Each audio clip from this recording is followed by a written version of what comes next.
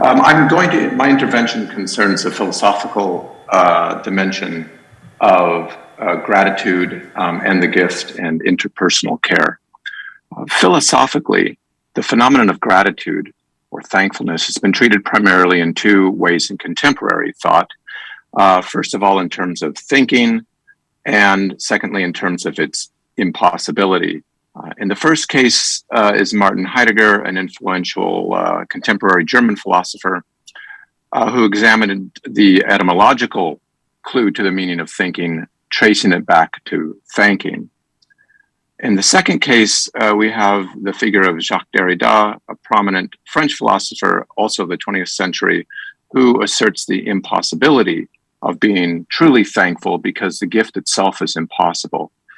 This he deduces because the gift and thankfulness get incorporated into an economy of expectation and exchange, so there can never be a true gift and never a true gratitude as such. Both perspectives, in my view, miss the phenomenon of thankfulness, and for related reasons. For the purpose of this presentation, though, I'm just going to focus on the second, and the second perspective, reframing the issue of gratitude within an interpersonal context of gift and humility. So I would like to suggest that the gift only becomes a gift in the context of interpersonal loving, and that this can be expressed then in terms of interpersonal care. So the first section, economy of the gift and gratitude. Spurred by an original reading of Marcel Mauss on the potlatch and the gift, Jacques Derrida claims that the gift is not merely factually impossible, but it's the very meaning of the impossible. So how could this be the case? For Derrida, to the gift belongs both an intention of giving and an intention toward a gift, whereby thankfulness becomes involved in an exchange for a return on the gift. Whether I mean for this to happen or not, the gift motivates a counter gift in the form of an obligation, a demand, or a debt, like a debt of thanks, like we say in English. The gift, therefore, whether I want it to be like this or not, can be a form of control over and domination of another. Thankfulness is then forced and not gratitude at all. The moment the gift appears to another as gift, it becomes part of an economic structure, a circulation of exchange in the circle of debt and narcissistic gratitude. Gift and thankfulness therefore get canceled out and destroyed and cannot appear as such. Ultimately, for him, there is no gift as such and nothing for which to be thankful. The network of meanings surrounding the gift are such that I do not have to want the gift to have these implications. They are, so the thought goes, intrinsic to the giving itself.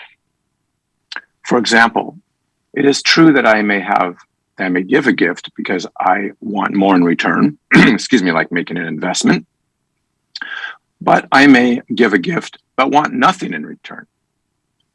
Even when an exchange is not explicit, even if it perishes for those who give it away, even as anonymous or indirect, there is an essential gift cycle, a circle of commerce, in short, an economy of return. For Derrida, the insight is due to the fact that the very structure of the gift imposes an obligation on the other to return, even if only to give thanks. Again, a forced thankfulness is not true gratitude. Even to say, "Don't thank me," already presupposes on my part a thanks that is due. But this takes away the very meaning of gratitude. Moreover, while I may think my gift to another is given freely, it never occurs out of nothingness. Derrida would maintain that it originates from some prior motivation. It may be just a wish to give a gift to express my gratitude. It may be, as we say, just because. But even this just because relies on a prior motivation. In fact, if someone were to give something to me completely unmotivated, let's suppose I don't even know the person, I could immediately ask why she's giving this to me. Like, okay, what do you want from me? Or I may think to myself, what's behind his intention? The fact that this can even occur articulates how the very conditions of the possibility of the gift constitute for Derrida an economy of exchange. Yet the pure gift, the very essence of the gift and gratitude, is supposed to interrupt all economy. It's supposed to interrupt all exchange.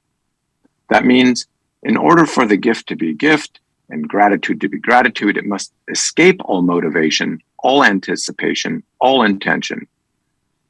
To be gift and gratitude in its pure sense, both gift and gratitude must be able to arise unprovoked, unbidden, unannounced, unreceived, and unattended.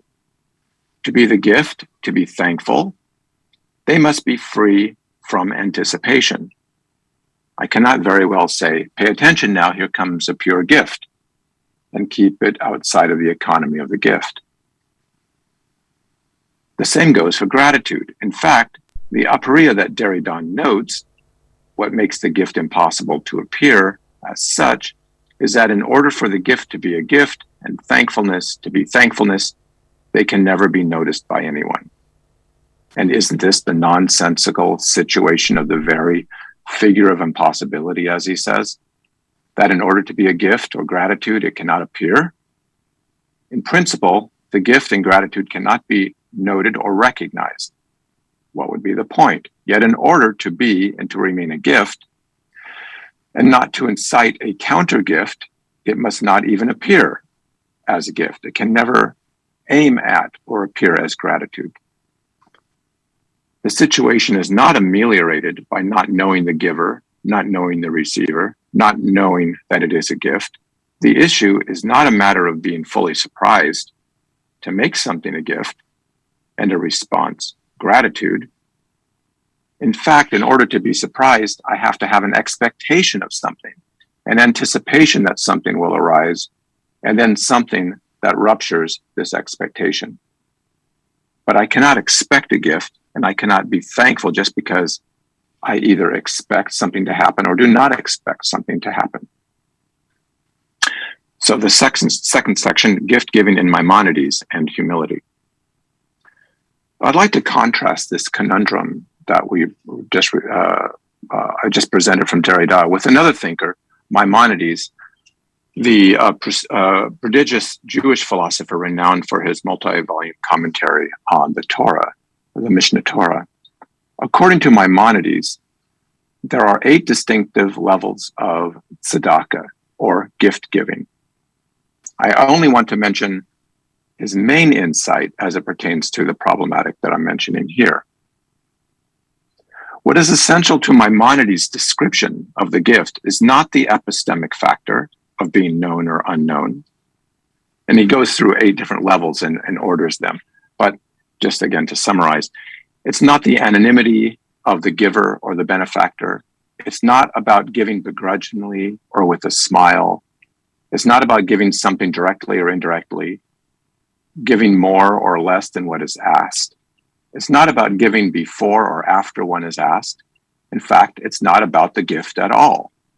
Ultimately, this is the highest order for him, the gift becomes a gift and giving thanks becomes a reality, not just when I'm doing a mitzvah or a good deed for the sake of the mitzvah itself, but when the gift emerges in the interpersonal relation that is oriented toward the liberation of the other person.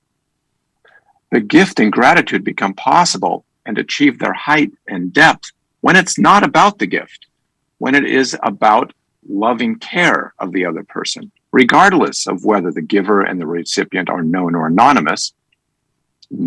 Those issues are just not the issue. It is a matter of participating with another that is essential, such that the participation frees the other to become who he or she is. Gift giving occurs through an interpersonal intervention in loving or caring that liberates.